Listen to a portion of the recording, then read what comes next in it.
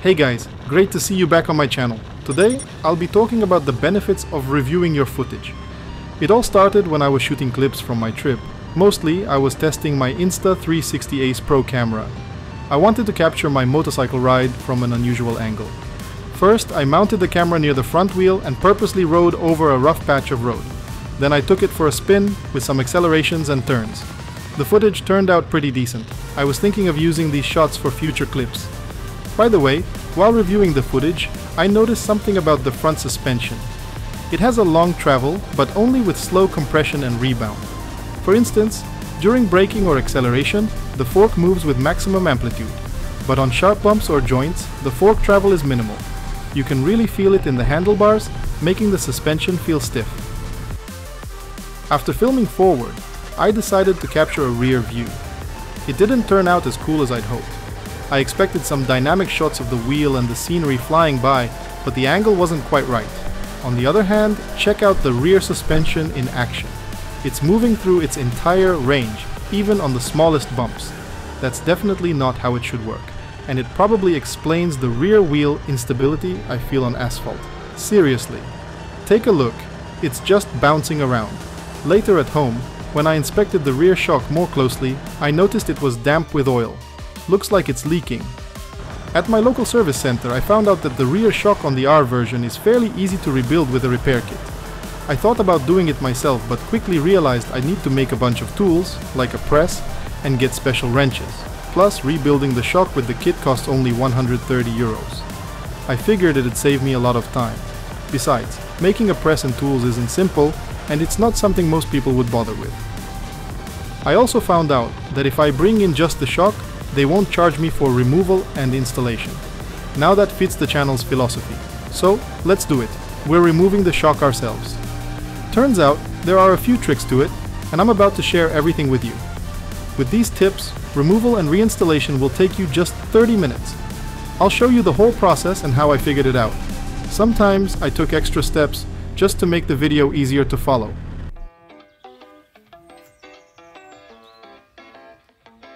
Honestly, I love my bike. It's a beauty, right? Let's start by putting the bike on the center stand and removing the mudguard, as it'll get in the way. Next, remove the seat to access the cap covering the top shock bolt. You can pop off the cap with a screwdriver. Use a 12mm hex key to unscrew the bolts.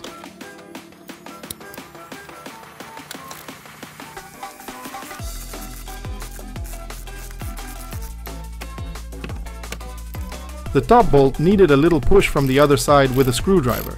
It's tricky to pull out otherwise, unless you use a magnet. The bottom bolt comes out easily by hand.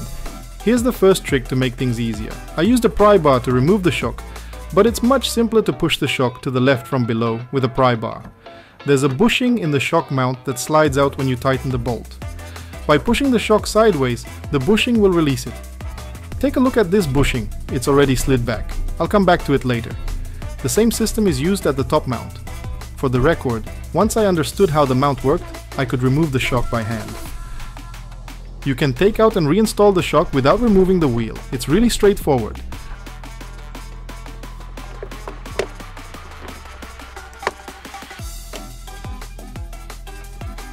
After removing it, I cleaned the shock so the service guys wouldn't have to deal with dirt and oil. Here's how it looked after cleaning. Pretty neat compared to the oily mess it was. The next step was taking the shock to our local official KTM dealer. The rebuild took a couple of days, and soon I had the shock back and ready to reinstall. You don't need to remove the wheel. I only did it to show how to push the bushing back to its original position, making it easier to reinstall the shock. Of course, I couldn't resist taking some photos during the repair and filming process. Honestly, it's nothing complicated. You could do this even out in the field.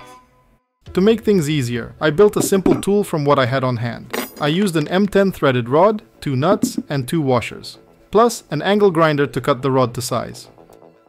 I figured 20 centimeters was enough length. Using the highly scientific method of eyeballing it with my fingers, I cut the rod.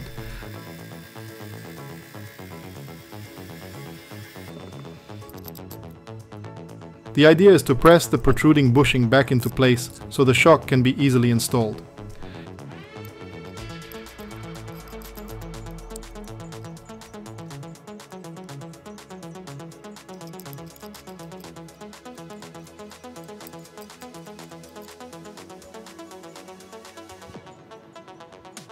Insert the rod into the mounting hole, add the washers and nuts, and tighten them to push the bushing back.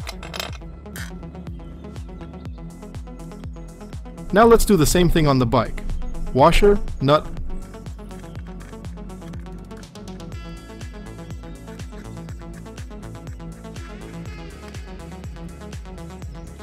another nut, and a final washer.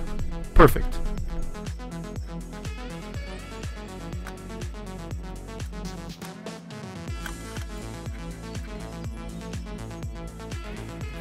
Tighten it up.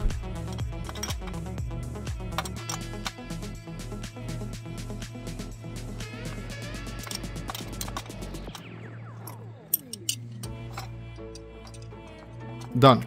Let's check the result.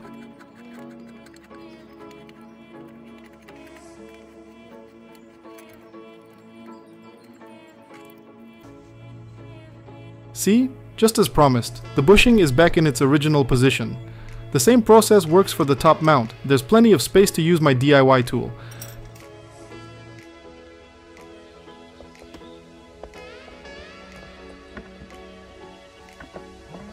Now the shock just slides in by hand. No extra force needed.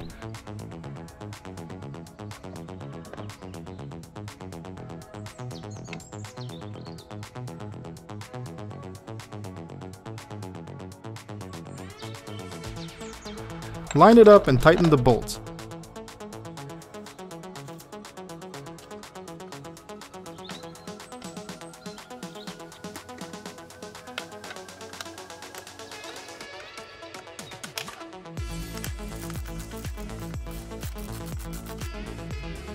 You can wiggle the swing arm for better alignment.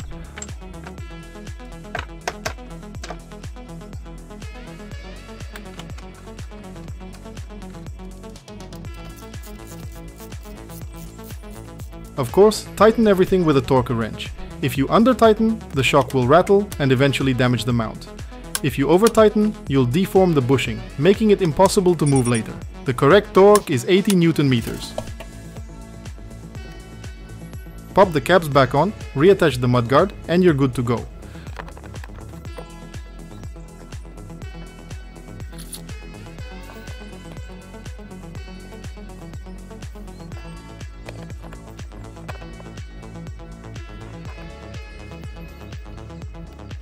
For me though, I'll need to put the rear wheel back on, but hey, you won't have to deal with that.